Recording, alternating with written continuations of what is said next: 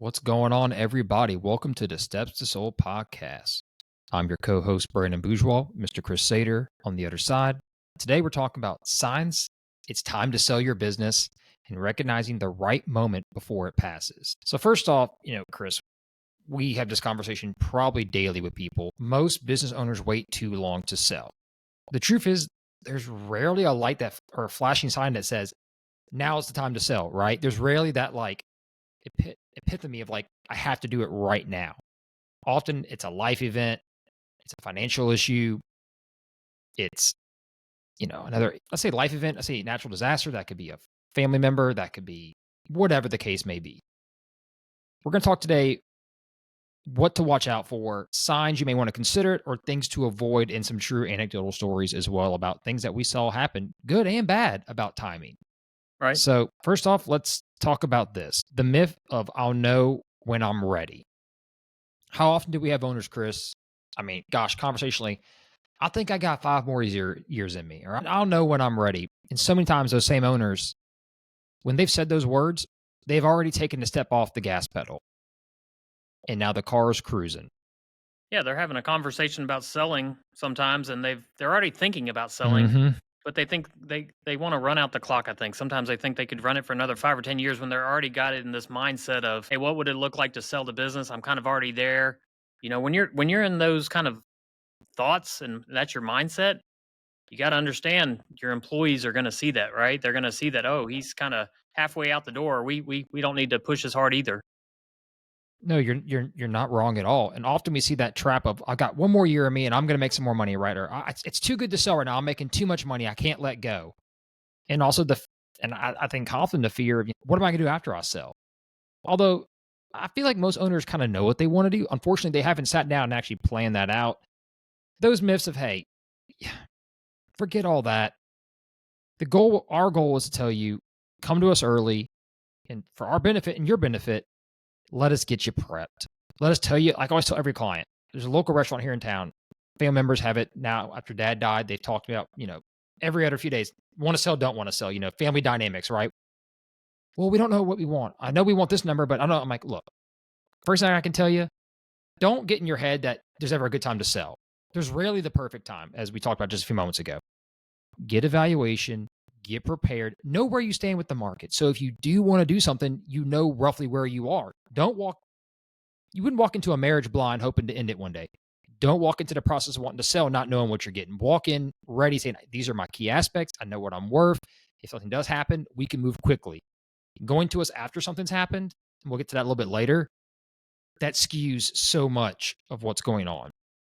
So we just kind of gave the myths of what's going on. Let's talk about the key signs, right? The things that, the obvious, the flashing light, as I indicated earlier, the, hey, you might want to sell, or hey, it's important to sell. First one, we just mentioned it, burnout or declining passion. How often do we see an owner that has that conversation with himself or some people, in about 5 years, I'm going to hang it up in the closet.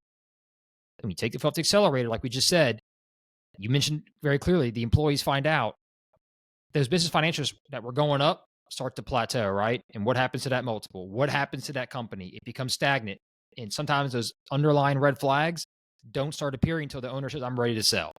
I mean, how often do we see that? Yeah, a lot of owners think that it's going to be like there's going to be this switch that needs to be flipped. Mm-hmm. That's not the case. You're not going to know. There's not going to be a perfect time where somebody comes in and says, "Today's the perfect day." Mm-hmm. Real deals don't work that way. As brokers, you and I both, we help owners see that waiting for that perfect moment may mean missing the best moment. So, That's in my right. experience, the businesses that sell for top dollars, they almost never had their ducks in a row. And that's what I feel like a lot of owners are waiting for is like, I got to have this lined up and that lined up and this has to happen. I Mm-hmm. hardly ever see it where it's that perfect and it's, don't miss that window of opportunity. That talk to advisors, talk to your CPA, talk to a broker, kind of get that advice of what looks right. And don't miss that window. It doesn't have to be a perfect day, but there probably is a perfect year, right? Like you let a couple of Mm-hmm. years go by, you probably waited too long. You're not wrong. And you're correct. There's never the perfect way to set it up. The best thing you can do is have your books cleaned up. There's going to be a few inaccuracies. There's going to be a few things wrong with your business. No business is perfect. Okay. Amazon isn't perfect. NVIDIA isn't perfect. The local grocery shop isn't perfect, but talk to us early, get things cleaned up, be prepared so when that time does come, don't let the burnout catch up. Don't start watching declining growth or stagnation occur in your business. Nothing scares a good buyer more than flatline books or declining books because that means the owner isn't taking care of business or competition has entered the market or that industry just isn't as important as it used to be. How often do we see people who've held on to businesses 4 or 5 years past their prime, hoping the market to rebound and it doesn't rebound? Sometimes you're not going to get your shot back. Get out while you can what it's worth or be willing to sell it for something that someone's willing to take a risk on. And that's a very hard conversation to have versus, let's say the opposite. Books are up. Let's talk about that. Nothing is better going to market when your books are on an increase year after year after year. We had a client who came to us about 2 years ago in a specific trade industry, was a younger company, growing, wanted a premium, wasn't quite ready for that premium. Came back, much more obtainable, but he's grown every year. You want to talk about something that's going to appeal to a buyer, an owner, semi-absentee, companies continue to grow 10, 15% year in, year out. That's going to get all the traffic you want. You're going to be able to pick your buyer, pick who you sell to.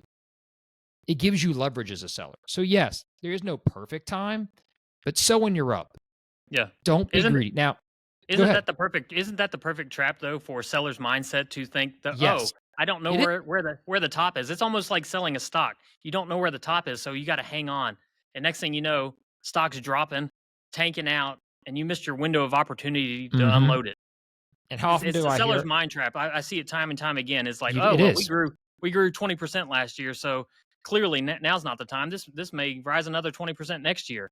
No, that's probably not the case. You probably had a good run and you need to know when to turn that hand in and cash out those chips. Look, we looked at an acquisition, didn't we, Chris, where it had grown 20 and 40% back to back years, and then it stagned at 5%, right? Right. We looked at one like that, and that it was still a very attractive company. Let's put that out there. It makes you give pause for a minute. And it may or may not have cost the seller the deal, but it definitely gave us reason to say, okay, we like what we see, but why did it slow down? Was it Yeah. a percentage of market share that you acquire that it can no longer be expanded? Is it a supply issue? Is it economic? Is the economy changing? Those are factors you have to weigh as a buyer and underwrite your risk. One of my least favorite words to hear are, I'm making money so I don't have to sell. That is the mindset that scares me the most for sellers that don't want to hear what I'm going to have to say right now. And you can say it too, because it's going to come from both of us. That is the mindset that traps you. It's okay to make money. But if the goal is you're happy just making money, you have two options at this point in the fork in the road. How am I going to keep growing? Or I need to get out? Because if you're happy with staying where you're at and not improving, what's going to come next, Chris? And something's going to happen. You can't That's you're right. either growing or you're dying, right? That's the That's right. famous phrase. That's exactly what I wanted you to say. And I tell owners, don't get stuck in that bubble. It's one thing to be on cruise control for a year or two because maybe you took a step back as an owner. You got a manager, you want to see what he can do, and you're trying to let the process play out. That's a good thing, making yourself less important in the business to get a better multiple, right? We've said that countless times. But if the business is not going to grow after 3 years with this manager in place, you have to consider, is this manager at the best fit for you? Is this the max that person can bring to the company? If so, it's either time to get back in there, push a little more few buttons to get things moving, or it's time to sell. Because 5 years down the road, that manager is going to be so entrenched and so important, and it hasn't grown that a buyer is going to come in and say, can this guy help me grow at 20, 30, 40% and maintain what it's got, right? We've done deals where that manager was there when the growth was happening, was key involvement, huge. So again, we talked about strong financial performance, declining or flat growth. I just mentioned stepping back as an owner. Let's dive in a little there because I feel like that's something that we tell owners all the time. The less involved you are, the better. If I have to call you 7 times a week because your knowledge trust is how this business runs as a buyer, we've got a problem. It's imperative if you're listening as a seller, if you can afford to hire key employees and delegate responsibilities, do that, get them through a 6-month to a year window, start preparing to sell. If those employees are going to stick around, they're quality people, they're doing a good job at actually improving the business, your value is going up. You need to take advantage of that while they're there, while a buyer will want those people there. Don't wait till that key manager quits, then you call me and Chris. Or Chris and I, excuse my terrible grammar. My 7th grade English teacher would smack me right now. That's the worst time. because now you're doing two duties as an owner, one you haven't done in a while, and a buyer's going to come in and replace two employees, right? It's not good. The last thing I It makes it good too when an owner's got that key employee and the owner's paying himself a salary. Because what do we always do? We like to add back that owner's salary to the cash total flow. It consideration. helps get the seller's discretionary earnings higher, adds to the multiple, then we get a good deal. But if the owner's in there working like a dog, and you're coming in there, a buyer's coming in and saying, "Hey, who do I have to replace?" Well, you have to replace the owner. He's working 60 hours a week Mhm. and he pays himself $100,000. We added that back. Well, we can't add that back really. It's a debatable at that point, I would say, because the buyer is saying, "Well, I've got to replace you because I'm not going to come in here and run the business like he is. That's Mhm. not why I'm buying this business." And that's neither here nor there. That's a buyer seller debate. It's a classic debate of what's added back, what's not. What type of But yeah, buyers come to the yeah. table? When you get that second, like Brandon said, when you get that key employee in place and he's been there for 6 months to a year, it's really strongly time to consider, is this a good time to sell? Because I'm going to look really attractive to a buyer who doesn't want to be in here running this business. We've got this great employee. And before he quits or finds another position or moves on in his life, that is a key moment right there to think about selling strongly. You're not wrong, and sometimes that key employee is a family member, and how often do we see that, "Oh, I think my son is gonna take over, my daughter's gonna take over," and then 2 years later, kid walks on mom and dad, says, I'll never do this." Look, Yeah. I'm the same example. I started not thinking I was ever gonna do this. 13 years later, here I am in charge. That being said, we had a customer come in 2 days ago to our office here in Baton Rouge, and he was hoping his son might want it one day. The son liked doing some of the work, but didn't like getting very dirty, and the trade requires some days you're gonna get filthy. And he's like, I was hoping he would, but didn't want. That's okay. I'm happy to sell it. If you're listening out there as a seller, unless your kids have given you an absolute firm commitment day in, day out, they want your business, do not bank on them buying it or wanting it or giving it to them. Or at least prepare it to sell to them through SBA or some way to get some cash out. Because quite frankly, I see too many times, oh, my kids are definitely going to take over. They love this. Is he there every day? No. Don't bank on it. Your retirement plan is your kids, and then come to find out the employees don't respect the kids. The kids aren't around to know the business. You hand it off, the kids destroy it, and guess who's taking it back to save it and sell it? Yeah. The The other thing that seller. people don't think about when they're selling to their kids, they want to cash out, right? They want to go sit on a beach. They want to buy the things that they want to buy after they sell their business. That's I had a correct. business recently. We had it listed for $10 million. The guy was thinking about selling it to his son. And it sounds intriguing or not. It's making great money. It's making 1.5, $1.6 million in Mm-hmm. profit. However, when I run the numbers with the son, he's going to have $1 million of debt service every year. So What dad can parent get wants to what. put that on their child, Yeah, right? exactly. So We're dad can get parents. what he right. You're not unless you're giving your business to your children, if you're actually wanting to sell it to them at what you need to do, what you want to do in your next chapter of your life, think about it from that perspective too. Your kids are not always going to want to take on that burden, myself included. I wouldn't want to put that on my kids. I would never either. For a lot of businesses, owners don't consider these issues too. On top of burdening your child with debt, the capital expenditure needed sometimes. I think very often owners think about, hey, I'm getting tired, I'm ready to sell. Okay, say you have a car wash. Your lifespan of your equipment is 20 years. It's year 17.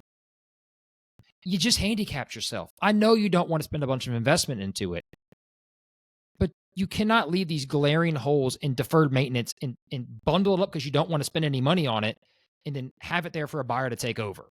That's a recipe for a disaster. Let's say you buy a car wash, you've had it for 12 years. You say, you know what? I've had a great run. Either I need to invest money in revamping the equipment or I need to think about selling it because you can't wait till the equipment's dead because then you got to revamp the equipment, spend a whole bunch of capital into it, and you may not get that money back. We see it with truck fleets. We see it with a lot of heavy capital expenditure based businesses. Machine shops are another one, Chris. They have so much lifespan on those machines. Do not wait till that machine is basically hemorrhaging oil to say, I'm ready to sell my business. What are you selling? You're selling broken machines in a customer list. What buyer is going to pay you a decent price for that? We've had that conversation too many times. The lawn care deal we did, Chris, how great was that company? They made sure they tracked every single hour of the equipment used, of every piece of equipment. And they knew when it got to that, what was it, 65 or 70% of the lifespan, if I remember Right. correctly, they got rid of it. They didn't wait for it to be an 80, 95% chance it's going to have to give out. Oh no, we're flipping it. We're making Yeah. a return. Yeah. I think they would sell things for more than they even paid after using it for 75% of its life because they That's had, right. such a great dealer with the lawn company they were buying things Hmm. from. No, and that's sharp business sense. And that was having a good operations manager that also understood that with the owner and training that man to have that knowledge, but also that was transferable to a new seller, to a new owner, excuse me, from the seller. And it made that company be able to maximize its margins, which gave room for debt service, which made it attractive, which got it a better multiple. All the things as a seller, if you're listening, you want to hear those words. So being sellers, if you're listening, which I know you are, but we're going to talk about the other issues. Let's have some real world stories here. I'd love to share a couple of times or to give people perspective of what we've seen happen. And I'll start with one that I've got where it's too late to sell. We had a company that specialized in selling, I can't say exactly who it is in the region. We'll say play toys, kind of like your boats, your ATVs, your fun gadgets as you get older, grown man's toys, right? And this dealership was doing $400,000 to $600,000 a year SDE, year in, year out, consistent. Wife helped part time in the business, not a lot. And it called us a couple years before saying, "Hey, I'm thinking about selling, but I'm making money. I don't want to sell." Okay. We told him, "Look, we think you're priced around here, but we'd advise while you're on the high end to sell." Well, he calls us early this year. He's ready to sell finally, Chris. Do you want to guess what happened to him? He probably either flatlined or went straight down. Worse, he had a serious life event. His significant Oof. other got very sick, is now no No, longer able to work in the business, and the business has dropped off. So now he has a life issue. His retirement bundle is now nowhere near what it was. So for that's terrible. perspective here, dealerships doing $1 million to $5 million in sales or more got typically a 2.6 multiple, give or take, because you have a lot of floor inventory you got to carry over in leasing, and that's another debate for another day. We can explain that to people. He was looking at 1.5 to $2 million. His cash flow last year, negative. I won't say how negative, but negative. That's $2 million in potential value gone because he held on 1 year too long. And you can't anticipate a life event happening, but I tell people it can happen. You need to have systems in place to prevent that from happening, from hurting your business or your ability to run it. You have to see that coming as an owner when you're up. Now, I get a 40-year-old man not wanting to sell. But if you're getting to your late 50s, 60s, start thinking about options. Start really considering that I may need to do something.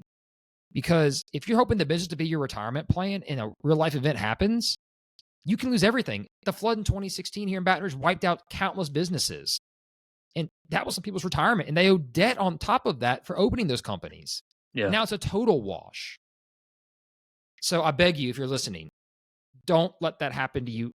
Be prepared to prevent that, or at least if you're going to talk to us early, take it seriously what we tell you it's worth, and think about it. Is it better to have 1.6 million than 1.2 or none, or another year to regrow the company? That's tough. Yeah, I think if any business owner is approaching 60 or they're after 60 and they have a good 3-year run, You need to seriously consider finding out your value. that's a timing thing where you should be considering selling. Maybe it's not That's right. right. It's And not that's for me to okay. say, it's not for you to say, but it's definitely a window of opportunity. Let's put it out there like that. And if you're thinking that you're going to be selling in the next 5 to 6 years even, it may be now. It really may be now if you've had that 3-year run, because you can still often work for those companies. Maybe a lot of sellers I talk to don't want to do that. That's exactly why you sell your company. To But if you quote, still needed, retire. but if you still needed some revenue or some income after you sell your business, if you sold it a year or two sooner, there are opportunities. Buyers, what do they love best? They love when the owner sticks around. Usually, sometimes I'll In say that. certain capacities, like, hey, Yeah, I'll say that. especially I'll if they say have that. like a sales background or Yes. like, a special niche, like, hey, I'd love to have you in here 20 hours a week Yeah. for these key deals. Yeah, I say that because I've had some businesses where they couldn't get the owner out the door fast enough. No, that does happen too. Yeah, but there are other opportunities. But yeah, window of opportunity. You've just opened one up. You've had a good 3-year run. Cash Even is 2 either, years. yeah, 2 years is. But Yeah. yeah, you're exactly right. I won't disagree with you on the 2 years. I don't want the third year ago to be zero though. No, no. But the point we're making everybody out there is if you've had a couple years of good run or consistent growth, it's time to get an idea where you stand. You don't have to sell. We're not telling you sell now. What we're telling you is find out your value. Because Chris, you've got a good story about that same situation, guys in their 50s and 60s. I'll let you take it, but this is an extra story why you get out when sometimes, even though the odds may not look great on paper, there are some key red flags. Yeah, Things are still good. Go for it. yeah. So client of mine, let's call electrical contracting. That's what we'll Mhm. put them in that industry. A lot of different industries they were in, but electrical contractor doing about $20 million in revenue, cash flow $2 to $3 million. Diving into the valuation, we're getting there, and I'm really excited at first. Big company, right? We get down into the granular details of the valuation, and there are basically three customers that are 88% of revenue. I remember that Classic, phone call when you called me, just yeah, devastated. yeah, Like, what yeah, are we gonna do? yeah, yeah. It's almost like your wife calling you, telling you you're getting divorced. It's like, It's like, "Oh, no." yeah. So, definitely not a deal killer by any means, but big A red classic flag red for flag. buyers, decreases the multiple greatly. I think, you just gotta price a business like that accordingly. But yeah, so we addressed all that. We still took it to market, $15 million asking price. Two owners got out of business. We found a private equity group that was growing like wildfire throughout the southeast. Bought the company. The way we got through the customer concentration issue is much later in due diligence. The buyer was able to talk to each one of those three customers Mhm. in person, Get dinner meeting, lunch reassurances. meeting. Yeah, yeah. Assurances were made. I don't think any contracts were signed or anything of that nature, but face to face was had, and confidence was given that they would continue, and they did continue after the sale. They continued for probably another year, but then I checked in with my client. We check in quite often with each other and still talk to this day. And he told me about a year after the sale, because of the industry, not the electrical industry, but the other industry they are associated with, took a little bit of a dive, and Mhm. two of those customers were gone. Those two brothers saw the window of opportunity. They had run this business for 10 years. The industry that they were in had a nice ramp up, and they saw that opportunity to get out, and they sold for about as high as you could With at their that time. situation. And they got out before, excuse the French, shit hit the fan, right? So that Mhm. private equity group's still fine. They had 30, 40 other companies. I'm sure they took a hit on this one. But yeah, for my sellers, well, what a great story for getting out at the right time.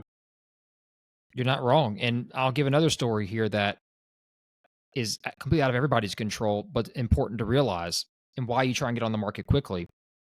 We had a staffing agency here in Louisiana, pretty strong. We had about a $1.5 million offer, maybe 1.8, I forget. It was one in that range. Great company out of Texas in the industry. It's a perfect match, right? It's a great match. You've done everything right as a seller. You've priced it right. You've got a good buyer. You're going to close. We are a week from close. You know what happens? The company who's buying them changes management. You know what that company said? No acquisitions. The new manager. Not happening. Fires half the staff. Half the other staff walk out. Devastating. And as the sellers, they had done well. The books were good. They had put a lot of money away. They said, you know what? We don't care if we get close to that again. We just want done. And it cost them. They came out, eventually sold around, I think, 750 to a local competitor. They knew, they said, you know what? This is the best fit. We're just tired. But even then, even when you do everything right, sometimes it's still tough. So you need to get out there when you can, because even sometimes the good buyers you think are going to be there have things happen on their end. Not to say it's out of our control, but these stories do happen. We had a drilling company here in South Louisiana before the big oil bust back, one or big recession in '08. Local guy, probably going to sell his company about $14 million. Great, did mobile drilling. Buyer comes in from Chicago, flies down. Seller looks at him and goes, he can't run this business. I'm not selling to him. I'll keep making money. You want to know what happened 3 months later? Mm. Housing Market recession. went Yeah. market went totally south. Oil tanks. He goes bankrupt. Could have had $14 million. Say he's got a note of machines he can't pay off. Bankrupt. You never know what's going to happen economically. Who thought 9/11 was going to happen if you're making investments, right? Look at the pandemic. Things can happen. Don't be the sucker that reacts when the bad news hits. Like, you have got to start preparing. So that kind of leads into the next section. What do you do if you see the signs? We've kind of hit a couple of these points. If you start seeing little cracks in the foundation, don't wait. I'm going to stress this to everybody. Call us, find out where you are. Often it may be, hey, you're ready to go. We can still do well. Option B is, as you and I tell people a lot often, Chris, you need to tweak a couple of small things, give it 6 months to a year. Say you had a little dip in customer flow. Say a big competitor came to town, ate you up a little bit for half a year. Wait out half a year, rebound the sales, we're fine, right? Happens all the time. Everybody has a down year every now and then. Don't come to us ready to get out the minute the down year hits. Get me those things that can be actually changed and fixed. But if it's because your key employee left, the sign's already hit you in the face. But what else can you do? We mentioned evaluation. Start getting your financials together. Call us. And also, I say to signs, don't wait till your employees start looking around and questioning you. When are you going to retire, Mr. John? When are you going to leave us with a new boss? Don't let the whispers start growing, right? Don't let the rumbling start, because then rumors start. And when rumors start, typically they don't end up correct. Am I wrong? How often do we see owners call us saying the whole country, whole city thinks my business is for sale, right, Chris? I mean, how often do you see that? Yeah, yeah. Get those calls a lot. We do, and it's like, my employees are scared, and when fears hits, it's tough to put it back in because we do everything confidential. It's hard to get the genie back in the bottle when it's already out. Nothing's worse than seeing an owner come to us when the signs were there and ignored them, thinking things will just magically get better. You need to be proactive. If you see a key employee starting to wobble, maybe may quit, go reassure them. Pay them a little raise. I don't know. Find a way to keep them there, because if that key employee walks and then you call us, the first thing we're going to have to do is account for that in the multiple. And it's tough. Don't be the business. Get other people involved. I'm going to stress that again. Don't be the most important key player, because then that limits Chris and I's ability. And what happens to you? What if you fall off the ladder one day working and now you can't go to work? Is your company going to survive? What are we selling then? They're never fun conversations. The ones we love is when people call us, they've had a good 3-year run, and we say, hey, you position greatly. Let's get all the financials together if you've already not gotten them. Touch up a couple things, and you're ready to go to market, and you can be much more successful. I'm talking to a large GC in the Southeast right now, general contractor. Been up and down, but revenue's been consistent. I told him, you're in a good spot now. You've gotten where you are. You're middle life, in their 40s. Now's the time to find out what you're worth. And if you're happy where you are, go forward. If you're not, here are the few things we can do to reassure where you need to be. Or, hey, you've got a lot of consistent revenue with one customer. I see you're bidding bigger outside jobs. Get a couple more on the books. Get some work in progress on the books. Do not be a construction or builder and have nothing on the books, right, Chris? Get recurring revenue the best you can. Contractual revenue, that will help too. Don't wait till all your contracts quit and then, I should sell, but I was making $1 million. Yeah, but you don't have that revenue now. Any other notes you want to add? Any other fearful thoughts? Anything you want to scare into the public that, hey, you should know that unfortunately you don't know yet? Yeah, I just think a lot of sellers that contact me, they think the sale process starts when they list their business. That's a And good way to say it. that's absolutely not the That's case. an excellent way to say it. Yeah, in reality, it starts months, sometimes years earlier, if you're planning right. The more that you have prepped and the more conversations you have up to getting the business listed, the better chances you have of maximizing the value of your sale. For me, at least, I can maximize your value if I've worked with you for 6 months before we actually go to market. We've got all our documents, everything looks good, the timing's right, that window of opportunity has opened up. We're coming to market on the right time of year.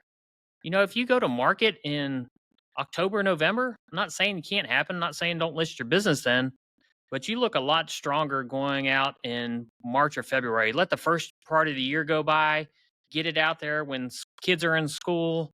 Timing is Get those everything. financials done from the previous year. That's right. Yeah, get close to tax return so that especially you end up in May, and we can give somebody your previous year tax return in April because you filed on time and didn't file an extension. Just such a stronger start to a conversation of, hey, That's right. this business is what we say it is, and going to market. So don't hesitate to reach out to me or Brandon. Have those conversations earlier. I don't care if you're thinking about selling your business in 5 years. Let I me would give you love some. that conversation. I know, right? Let us guide you. I feel like I feel like sellers are apprehensive to do that because they think I'm going to send them a bill for my time because maybe they've got lawyers and CPAs. Hey, you At pick up the nickel and phone. dime them every step of the Here's way. a $400 bill. I promise you, we can start valuations. I have no problem updating it quarterly, annually, so you can kind of find out where you are. We can fine tune the process for you, and I can give you some advice that I've seen. I've looked at hundreds and hundreds of businesses, Haven't listed them all, but I've looked at them. A Yeah, lot of we've them looked at I more than have we to can turn count, I away, can or promise you. yeah, a lot of them just don't work out. But I've analyzed probably close to 500 businesses at this point. You've probably analyzed a lot more than that. You've been in this business, what, 13, 14 years? 13 years plus grew up in the family business, so God knows how many I've been forced to help with. Yeah. So call us early. Pick up the phone, give us a call. Let us start helping you today. If you're thinking about it, kind of aligning, getting those ducks in a row. We may That's never right. get them. May never get them just the way we want them, but hey, get them organized, maximize value for the sale of your business when the time is right. You're not wrong, and my dad always said this line, "Every business owner knows when you get in business, one day you're going to have to get out of business." You don't have to prepare every single day like to sell the company. There'll be times when you need to prepare to grow. You need to prepare to face new challenges. But I'll ask you as sellers, always in the back of your brain, save 15% of that energy and thought into how does this help me sell one day? If you put that mindset into every major decision you make, you're going to reap the benefits when it's time. Or if the time does surprise you, you're going to be much further along and farther prepared than you would have been if all you've done is grow, grow, grow, grow, grow, and never thought about selling. We had a massive change recently in this SBA standard SOP. We talked about this with the emergency episode with our guest Huey Train, who's done a lot of deals for us. I hear people say time interest rates, time to lending qualifications. Those things can change on a dime. Every year and a half, 2 years, the SOP flips another direction, and then it's good, then it's bad, then it's so you really can't time it perfectly. What you can do is be opportunistic if it does change to keep that as part of your factor in your portfolio. But if you haven't prepared your company to sell when that comes, you're not going to get it ready by the time the SOP is still there to get it over with. Because whatever changes you make, people go back and we talked about this, recast 1, 2, 3, 4, 5 years of financials. It takes a while for change to reflect on the actual books of the business. And that's so important. I don't care how much revenue contracts you signed up. Until that revenue has flowed through, been executed, and repeated, that's potential. That is limited what I can weigh in value to me as a company when I do my like talk about analyzing businesses. It's great that you've got $1 million work in progress. If they're all new customers and you may not get them back, that's great, but that's not as good as somebody having 700 year in, year out consistency with some more growth to go, whose business has been, the owner has thought about selling, has a great GM, maybe a couple field guys running it versus one guy just selling. That's two very different companies prepared to sell. Yes, you've got books into work. Yes, you've got revenue coming in. The other one's got consistent contractual revenue with key employees, maybe making a little bit less as far as profit, but that's a much, much more attractive company. Right. We talk about it. We analyze a lot of books. We've seen it all. We ask you to at least, if you haven't thought about getting a evaluation or a market analysis, we highly, highly encourage you. We encourage you to listen to our previous episodes talking about cash flow, Q of E, all these great things you're going to have to go through. Like you said it best, Chris, the process to sell doesn't start when you call us. It started the day you opened that business. The day that business started running and you invested time, energy, and money is the day you have to start preparing to sell. Maybe not full time, but there should be a portion of what you focus on is how does it sell if I have to move on forward from it. If you don't do that, you are crippling your return when it's time to exit. And we don't want that to happen to you. And buyers don't want it either because buyers want to buy a good business, right, Chris? Buyers don't That's want to right. buy a job per se all the time. They want to buy a company that's got structure. That's why they're buying you. They can go get a startup franchise. They can go lease a strip mall space and open a business. They want to buy structure. They want to buy procedures. They want to buy employees in place, and they want to buy revenue and a way to take over it in the easiest possible way. Absolutely. On that note, I think we've covered a lot of the major topics. If you're listening out there and you have questions, we are here 24/7, 365 via email. Not always phone calls. We do have time to go home to our families as well. But I didn't know where you were going with that. It's like, don't no, no, call no, me at no, no, 11 no. I o'clock. have two young children. You don't want to listen to my kids at 8 o'clock at night going to bed. I promise. I promise you. They're great. They're good. I love them, but bedtime is fun. I will say, reach out. This is not a plea. This is a friendly message. Reach out. If it's not us and we're not in your area, you want someone local, call someone local. Speak to someone. Know your value. Be prepared. Understand how we value your business so you make the strategic decisions to help influence that. And then when it's time to come, you can reap your rewards. And don't wait. I think if anything today, listen to us. Don't wait. Be attentive. Be proactive. We talk about that all the time, Chris. If this owner had just been proactive 5 months ago, a year ago, nothing hurts than seeing the P&Ls come in for 22, strong, 23, 20, no, 25, quarter one's dead. Yeah, Like, yeah. we want to help you. We do better, you do better. You know, it's that simple.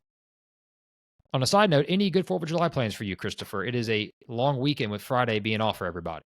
My sister is in town with her children from Washington D.C. I hope they made it last night. I saw on the news that they were having some flight issues coming out of Washington D.C. But I have to check in with her this morning, make sure she made it into see her. So we're going to be celebrating and you know doing some family stuff. How about yourself? Same here. Going to the camp on the tick fall, probably get the boat out, have the kids run around, burn off some energy, make them exhausted so they sleep good. So bedtime at 8 o'clock is much easier. But There you go. enjoy the family time, the same as us. So no big plans for us. Can't complain. There you go. All right. Well, on that, everybody, now you know a little bit of our personal lives. Hope you enjoyed hearing that. But for the other 34 minutes of great content, listen, subscribe.